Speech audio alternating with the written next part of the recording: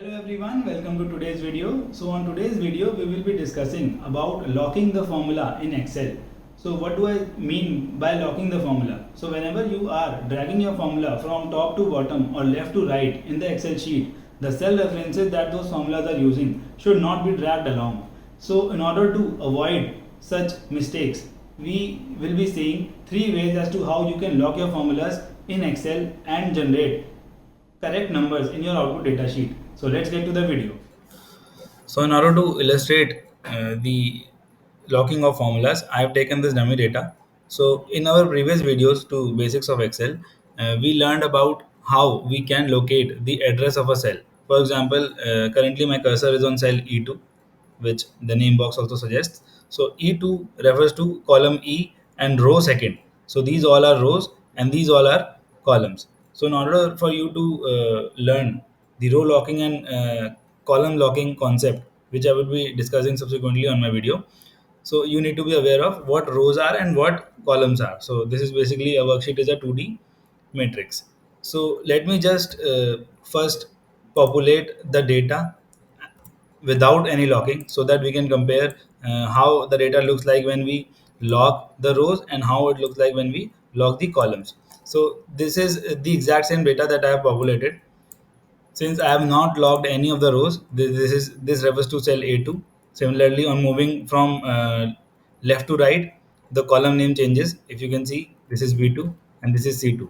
Similarly, on moving from top to bottom, our row number changes. So this was A3 and this is now A4. And similarly, this is A5 and similarly this is A6 and so on. So when we do not lock our cell addresses, any row or column. So this is how our data looks like. So for example, I first move on to the row locking concept. So let me just write over here row lock. So let's say is equal to, instead of writing just A2, I lock the rows. So for locking the rows, I would press F4. So what how do you know that the rows are locked? So you will see a dollar sign in front of the row number. That is how you will interpret that the row is locked. If you see a dollar sign in front of a column, then it will be a column lock. So for example, if I press this, my row is locked. A$2 means that the row 2 is locked. Then I press enter. So I will see the contents of A2 cell. But if I move this formula from top to bottom, I will see the same content, which is employee ID, which is the contents of A2 cell, since I have logged the rows to row 2 only. So let me drag this down. So if I drag this formula down, you will see that I only have the employee ID, and it in the previous, as we compared in the previous cases, it does not move to the employee ID 3452 or 3456 because my row is logged. So since when we did not log anything, we could see that it moved to A3, but now it is to A2 itself only. So it is not changing. So on moving from top to bottom, our cell references are not changing because we have fixed the row numbers. But since we have just fixed the row numbers, we have not fixed the column numbers. So if I move from left to right, my data will change. So let me move from left to right. So you will see that your column name changes. So column reference also changes. So this was A$2 and this is now B$2 and this is now C$2 because I have not logged the columns. So let me just drag this down so that we can compare both the data sets. So once I drag this down, you will see that since row 2 is logged, you are seeing the contents of row 2 in your entire data set because you have logged the rows. And now we move on to the column lock. So in order to implement the column lock, we will have to put a dollar sign in front of the column name. So let me just do that to illustrate my point. So this we will be considering the column lock. So instead of just writing is equal to A2, I will be pressing F4 multiple times so that I have dollar $A2.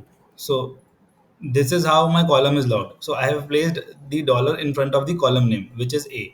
So this means that the column is locked. So what is the meaning of column lock? it means that on moving from left to right in the formula, my formula will remain the same. So in the previous scenario, we were saying that the on moving from top to bottom, our formula was the same, but on moving from left to right, it was changing.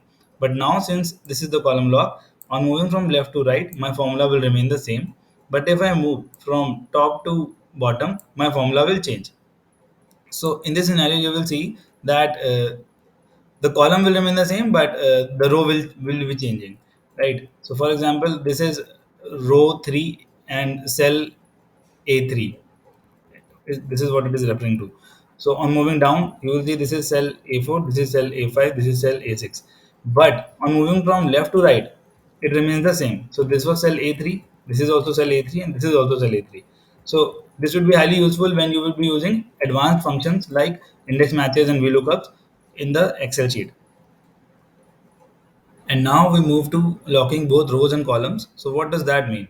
This means that even if you move from top to bottom or from left to right, the cell contents will not change. So since you have locked both rows and columns, your cell ranges or cell addresses will remain the same. So let me illustrate that for you. So this is cell A2 which I was referring to in all our scenarios. So I press enter. So instead of locking just the row or column, I will be locking both rows and columns. So I will press F4, and now I have a dollar sign in front of both rows and columns, which means that both rows and columns are locked.